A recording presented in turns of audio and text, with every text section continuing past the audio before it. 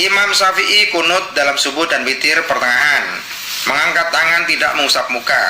Imam Abu Hanifah tidak kunut dalam subuh, tapi beliau kunut di dalam witir mulai tanggal 1, kunut full. Imam Malik berkunut di dalam witir dan di dalam sholat tarawih, di dalam sholat subuh, tapi kunutnya sebelum rukuk. Beliau tanpa mengangkat tangan karena meniru Sayyidina Utsman. Imam Ahmad Al-Hambali beliau kunut seperti Imam Syafi'i, beliau kunut setelah sholat subuh. Tapi beberapa pendapat mengatakan beliau kunut tidak mengangkat tangan. Imam Ahmad juga kunut di dalam witir. Dan beberapa pendapat beliau mengatakan kunutnya setelah pertengahan, tapi beberapa pendapat kunutnya mulai tanggal 1. Imam Ahmad menggunakan dua pendapat yang dilakukan oleh Abu Hanifah maupun Imam Syafi'i.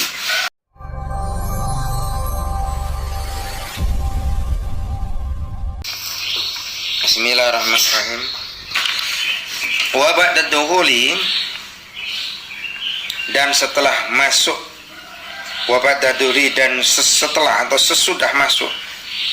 Jadi ini lanjutan dari wasunanuha, adapun banyak-banyak sunnahnya sholat sebelum masuk. Jadi wa ba'da dukhuli, dan sesudah masuk sholat, masuk dalam sholat sudah takbiratul ihram, fiha, yaitu di dalamnya dukhul sayyan, adapun sesuatu. Setelah kemarin ada sunnah sebelum sholat, yaitu al-adhan wal iqamah. Sebelum sholat ada dua kesunahan, yaitu adhan dan iqamah. Nah, setelah di dalam sholatnya sendiri ada dua kesunahan. Satu at-tasyahudul awwalu, satu tasyahud awal. Ini juga sunnah. Maka di dalam fikih diterangkan sunnahnya ini sunnah ab'ad. Kalau di tasyahud awal dia dianjurkan sujud sahwi. Wal kunutu, dan kunut ini juga sunnah ab'ad, maka tidak kunut juga sujud sahwi. Fi subhi, di dalam subuh. Wa fil witri, dan di dalam witir. Fi nisfil akhir, di dalam pertengahan akhir. Min syahri ramadhana, dari bulan Ramadan. Ada dua perkara sunnah yang terjadi di dalam sholat kita yang disebut dengan sunnah ab'ad. Yang lain adalah sunnah hayat. Sunnah ab'ad ini kalau dilupakan dia sujud sahwi. Pertama tasyahud awal, kedua kunut di dalam subuh, dan kunut pada witir pertengahan Ramadan, jadi tanggal 15 sampai selesai. Kalau tidak kunut maka dia sujud sahwi. At-tasyahudul awal, adapun tasyahud awal sunnatun, itu sunnah fi sholati, di dalam sholat. 5, karena keterangan rawi yang menceritakan upadama. 5, karena hadis rawi menceritakan upadama Abdullah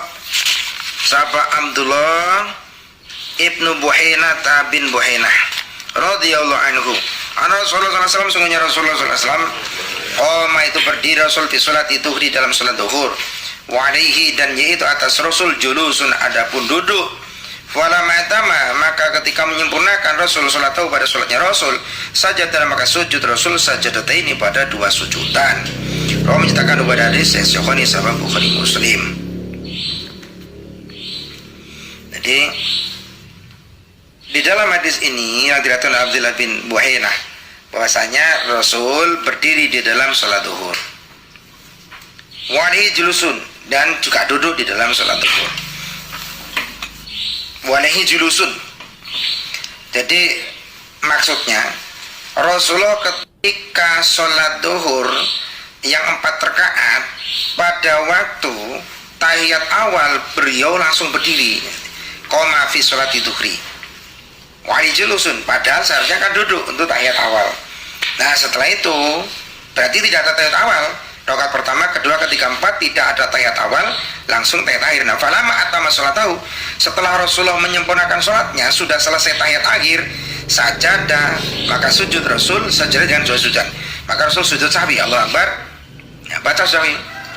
Subhana man la yanamu la yasu, subhana man la yanamu la yasu, subhana man la yanamu la yasu. Duduk. Rabbi fil lagi, sujud lagi. Subhana man la yanamu la yasu, subhana man la yanamu la yasu, subhana man la yanamu la yasu. Baru salam. Rawi menceritakan kepada dia Syekhani Sahih Bukhari Muslim. Walau karena seandainya ada apa sujud, atau walau karena seandainya ada tahiyat awal atau julus tadi, walau karena seandainya ada apa julus tadi, karenanya itu fi'il mati nakis, dia bentuk fi'il mati mudzakkar tanpa tak taknis, maka isimnya jelas mudzakkar, yaitu julus. seandainya duduk tahiyat awal itu bagian dari kewajiban, walau karena seandainya ada apa julus tahiyat awal tadi duduknya, wajiban itu wajib, lamat taroka, maka tidak meninggalkan nabihu pada julus.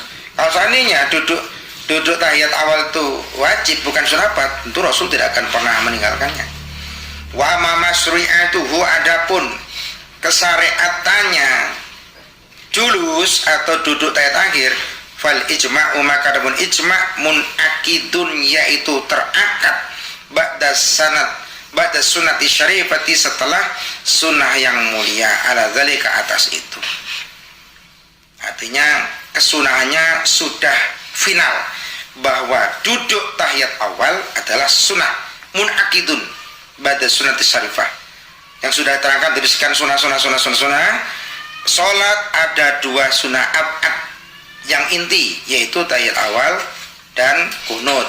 Di dalam kunut sendiri ada juga sunnahnya, yaitu membaca kunutnya, membaca sholawat kepada Nabi, membaca sholawat kepada keluarga Nabi. Ini tiga-tiganya juga sunnah abad. Kalau kunut sudah berdiri tapi dia tidak membaca sholawat kepada Nabi, dia sujud sahwi. Membaca sholat Nabi tadi tidak membaca kepada al dan sahabat Nabi, juga sujud sahwi. Maka dalam fur'ul fikih sujud sahwi ada 5. Pertama tahiyat awal, kedua kunut ketika membaca sholawat dalam kunut, keempat sholawat kepada Nabi dalam kunut, kelima membaca sholawat kepada sahabat di dalam kunut. Selain kunut subuh ada kunut witir. Kunut subuh dan kunut witir pada pertengahan Ramadan akhir sama bacaannya dan sama hukumnya, itu sunnah abad. Fal ijma'u, maka adapun ijma' munakidun, itu terakad ba'da sunnati syarifati, setelah sunnah yang mulia, ala dzalika, atas itu, al julus, salat itu julus. Wa kaifa qa'ada, dan bagaimanakah duduk orang, wa kaifa qa'ada, dan bagaimanakah duduk orang. Duduknya bagaimana tahiyat awal? Jaza, maka boleh orang bila hilafin, dengan tanpa hilaf, bil ijma'i, dengan ijma'. Lakin il iftirasu, akan tetapi adapun duduk iftiras, afdalu, itu lebih utama. Di sini tanyakan, fal ijma'u mu'akkidun ba'da sunnati syarifati ala dzalika wa kaifa qa'ada, bagaimanakah cara duduknya yang menang, jasa yang boleh. Bagaimana cara duduknya yang tidak ada ikhtilaf di dalamnya? Maka ijma' ulama iftiros afdalu, duduk iftiros afdalu, itu lebih benar. Jadi duduk nongkeng.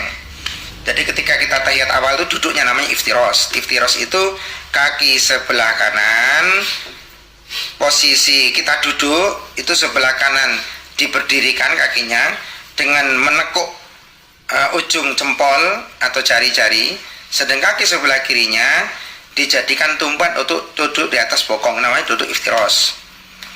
Fayadlisu, maka duduk orang ala ka'bin yusrahu, atas mata kaki sebelah kiri nyaman. Ala ka'bi yusru, atas mata kaki sebelah kiri nyaman. Jadi sebelah kaki sebelah kiri dijadikan alas, mata kakinya menjadi alas untuk duduk. Wayan sibu, dan menegakkan orang yumnahu, pada kaki kanannya orang. Wayadau, dan meletakkan orang atrofa asobihi, pada banyak-banyak ujung, banyak-banyak jari nyaman, al yumna, yang kanan, lil kiblati, pada kiblat. Maka ujung-ujung jarinya ditekuk untuk menghadap kiblat. Ini namanya iftiros.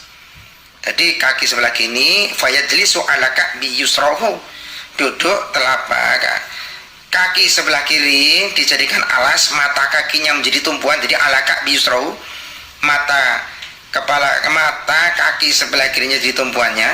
Kemudian sebelah sebelah kaki kanannya ditegakkan telapak kakinya, dan meletakkan wayadau atrofa asobihi, meletakkan ujung jari-jarinya al-yumna, yang kanan, lil kiblati, menghadap kiblat. Ini namanya duduk iftiros. Wa amal kunut adapun kunut fa yustahabu maka disunahkan apa kunut fi i'tidali saniyati dalam i'tidal kedua fi subhi dalam subuh lima karena keterangan rawa menceritakan kepada Anasun radhiyallahu anhu sahabat Anas radhiyallahu anhu dalam hadisnya qala berkata Anas mazalata henti-hentinya Rasulullah sallallahu alaihi wasallam sahabat Rasulullah sallallahu alaihi wasallam yaknutu yaitu berkunut sahabat Rasul fi subhi di dalam salat subuh hatta faraqo hingga berpisah Rasul atunya pada dunia. Artinya tak henti-hentinya. Mazalah ini amalnya sama dengan kana. Dia min akhwati kana tarfa'ul isma tansub lahu. Berarti Rasulullah jadi isimnya, yaknutu jumlah fi'il dan fa'ilnya menjadi khobarnya. Lafaz salah. Mazalah tak henti-hentinya Rasul. Artinya Rasulullah selalu tanpa henti yaknutu itu berkunut Rasul.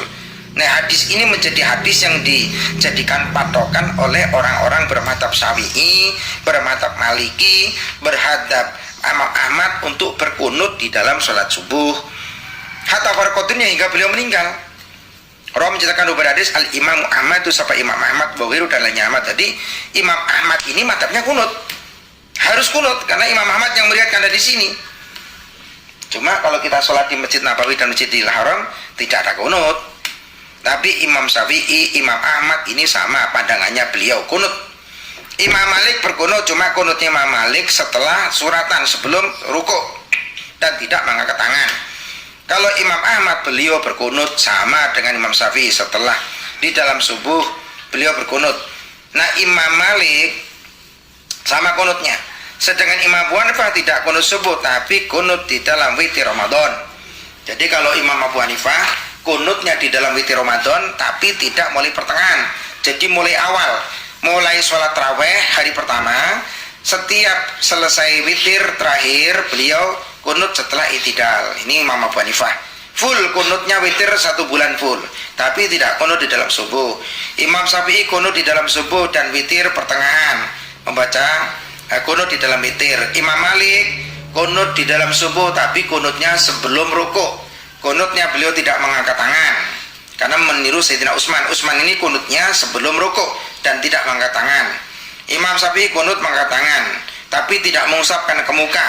Imam Ahmad Al-Hambali kunut di dalam subuh tapi tidak mengangkat tangan dalam kunutnya, tapi kunut di dalam subuh dan kunut di dalam witir. Bahkan di dalam witir pendapatnya ada yang kunut dari mulai tanggal 1, ada yang mulai pertengahan. Wahairu dan lainnya Imam Ahmad, jadi lain suka meriwayatkan. Qala Ibnu Shalah berkata Ibnu Shalah, qad hakama sungguh telah menghukumi Imam Ahmad bisihati dengan sahihnya hadis.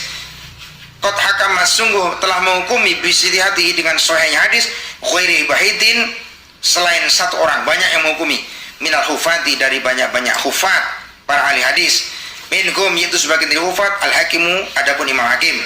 Imam Hakim bermadhab seperti Imam Syafi'i. Beliau menggunakan kunut subuh. Wal Baihaqi dan Imam Baihaqi juga kunut subuh. Wal Balkhi dan Imam Balkhi juga kunut subuh.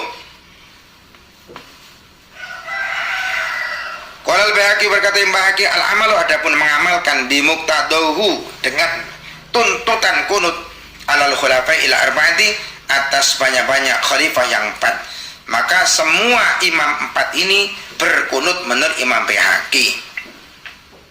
Tadi telah terangkan tentang kunut, jadi menjadi ibroh dan menjadi teladan bagi dan keterangan pencerahan untuk kita bahwa kunut ini sunnah muakkad. Tidak kunut maka sujud sahwi. Di dalam sholat kita ada sunnah 2, yaitu sunnah abad dan hayat. Sunnah abadnya tayat awal dan kunut. Di kunut ada 4 sunnah abad. 1 baca kunutnya Allahummatina, kedua baca sholawat, ketiga baca sholawat kepada Nabi, keempat sholawat kepada keluarga Nabi, kelima sholawat kepada sahabat Nabi. Jadi ada 5 yang menyebabkan sunnah abad. Kalau tidak dilakukan dia sujud sahwi. Imam Syafi'i kunut dalam subuh dan witir pertengahan, mengangkat tangan tidak mengusap muka. Imam Abu Hanifah tidak kunut dalam subuh tapi beliau kunut di dalam witir mulai tanggal 1 kunut full. Imam Malik berkunut di dalam witir dan di dalam sholat tarawih, di dalam sholat subuh, tapi kunutnya sebelum rukuk. Beliau tanpa mengangkat tangan karena meniru Sayyidina Utsman. Imam Ahmad Al-Hambali beliau kunut seperti Imam Syafi'i, beliau kunut setelah sholat subuh. Tapi beberapa pendapat mengatakan beliau kunut tidak mengangkat tangan. Imam Ahmad juga kunut di dalam witir. Ada beberapa pendapat beliau mengatakan kunutnya setelah pertengahan, tapi beberapa pendapat kunutnya mulai tanggal 1. Imam Ahmad menggunakan dua pendapat yang dilakukan oleh Abu Hanifah maupun Imam Syafi'i.